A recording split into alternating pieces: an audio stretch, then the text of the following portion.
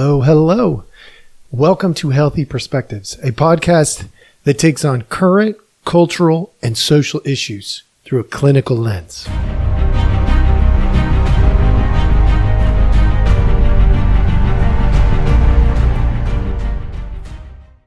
Hello, hello. All right, welcome back. Thanks so much for joining us. As always, we appreciate your time.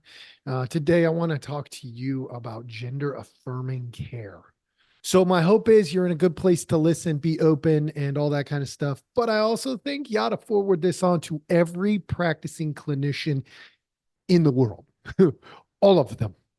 Because unfortunately, as a profession, and I am a working therapist. I do clinical counseling as my profession.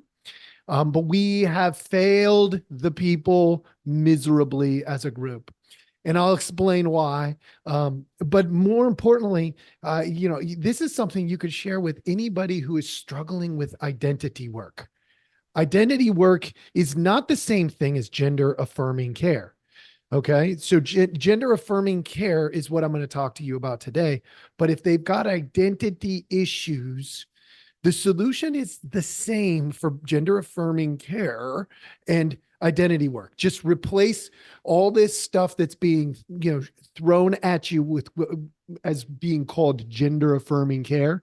Replace it with identity work, and you would have a working solution, which means as therapists, we've known this for a while. There is nothing new about gender dysphoria. There is nothing new about identity issues and fighting through new identity creations. We are constantly evolving as people, or at least we ought to be, if we're doing growth work. And growth work is identity work. It's who I was, who I am, who I want to be. But what is gender affirming care? Let's break it down for you. Gender means to wonder if when we're talking about gender affirming care, at least, the gender part is taking a look at social and cultural norms, as well as what it means to be the birth sex that you were born as, male or female. So you get things like masculine and feminine. I've done so many things on this in the past, so I'm not going to bore you to death with what we've already covered. But essentially, gender is the idea of taking a look at, do I subscribe to the cultural norms? That's the way it's perceived in our current state. Do I subscribe to the cultural norms? So, for instance, the fact that most men on the planet would fall more onto the stronger scale, that's not a surprise. That's part of the male gender. All right. Now, socially and culturally, that has some different connotations. Now, if I were to say that women can't do the work of a man, that would be mostly true, but partially false, meaning there are going to be women who are stronger than men. That's a fact. There's nothing surprising about it. There are going to be men who are weaker than many women. Also fact. But the vast majority of men, when you put them side by side with women, if you were to do a random sample, you would end up with very few, if any, women who could out-strength test a man. Now, I'm not saying that that's, going to be grounds for they can't be firefighters or police officers or whatever. That's a ridiculous statement. That's a cultural norm. So when we look at gender, that's what we're doing. Is we're saying in this classification, what are the natural tendencies? Now, if you fall outside of the norm, it doesn't mean you're less than. Matter of fact, oftentimes that means you've been given a gift and you should absolutely use that gift wisely. Let's take a look at affirming. Affirming means to build up, to strengthen. When we say affirming, that's usually me saying, I want to, you're recognizing a gift you have, and I want to emphasize that so that you use that gift wisely for yourself and for the community around you. It's great to affirm things that are built into you as a person. If you are, let's say you have some confidence issues going on right now, but overall, you are a very intelligent person. I want to affirm your intelligence if factually you are intelligent, of course. But what if you're unintelligent? Do I want to affirm your intelligence? No, not in that particular category. I would be like, look, this is just one of your weaknesses. I should not affirm something that is not real.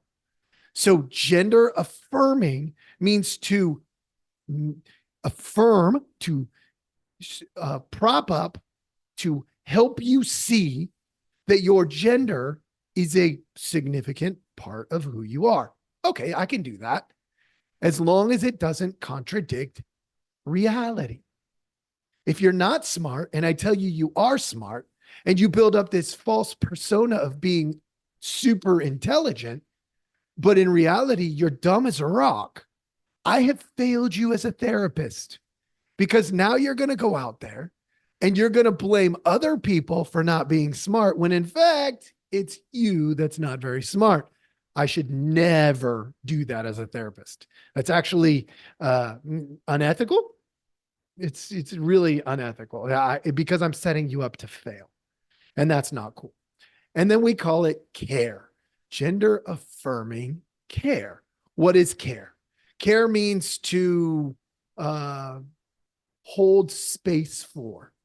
It could also mean to help you see. So like when blind spots come in, if you were going to a doctor, it would be to manipulate your biology as to maybe reduce pain or produce more healing from within or something of that nature. So when we talk about care, if I affirm a fantasy, is there any way in the world that could ever be perceived as care? No, I can't affirm your fantasy. Matter of fact, I would exacerbate the symptoms, hence the movement that we see right now. Gender affirming care, as it's being taught to therapists, is unethical and wrong. Gender affirming care in reality ought to be affirming your biological gender and confronting cultural and social norms, not telling you you could be something else. To confront the cultural and social norms, that's a perfectly fine and reasonable way of doing gender affirming care the correct way. Right? If I say, look, you should not limit a person from being in the NBA if they have the talent and the skills to be in the NBA. So if a woman wants to be in the NBA and they have the talent and the skills to do it, by all means, go be in the NBA.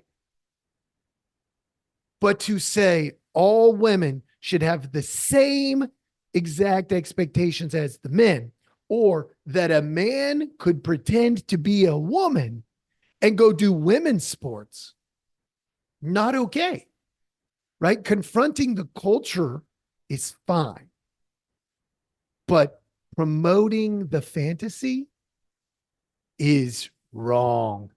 It is unhealthy. It is unacceptable. And in my profession, unfortunately, many counselors bought into that stuff. And they should stop.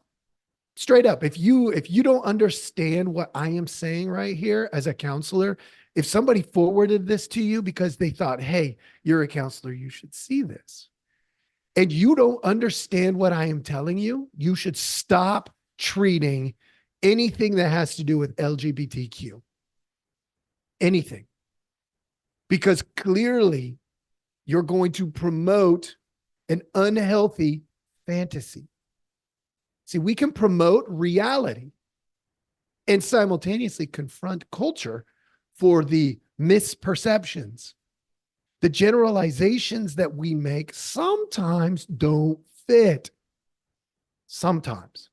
It's rare because we've gotten really good at looking around and saying, statistically, 90% of the male population or more is more masculine than 90% of the female population.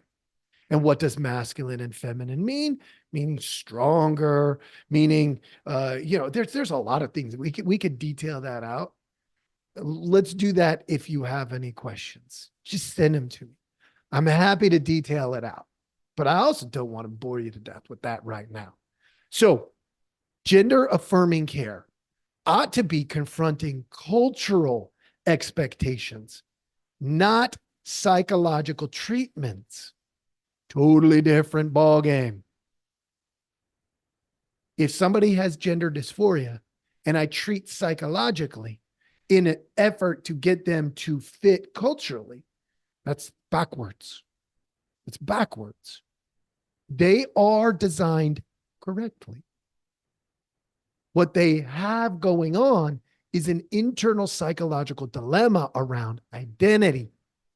And that is treated through identity work, not through changing identity, through identity work. That's the big difference. I hope this was abundantly clear because unfortunately, it's a reoccurring topic. And I wanted to make sure you understood what gender affirming care should be versus what it is, what it can be if done correctly versus the way that it's being projected into the world. It is not a psychological treatment process. It's a cultural treatment process. If you have questions, please reach out. Please email us, like us, follow us, share us with 25,000 million people, whatever you got. I don't know how many people you know, but let people know we're here and we're trying to help them with their conversations. I hope this was helpful, and I hope you have a wonderful day.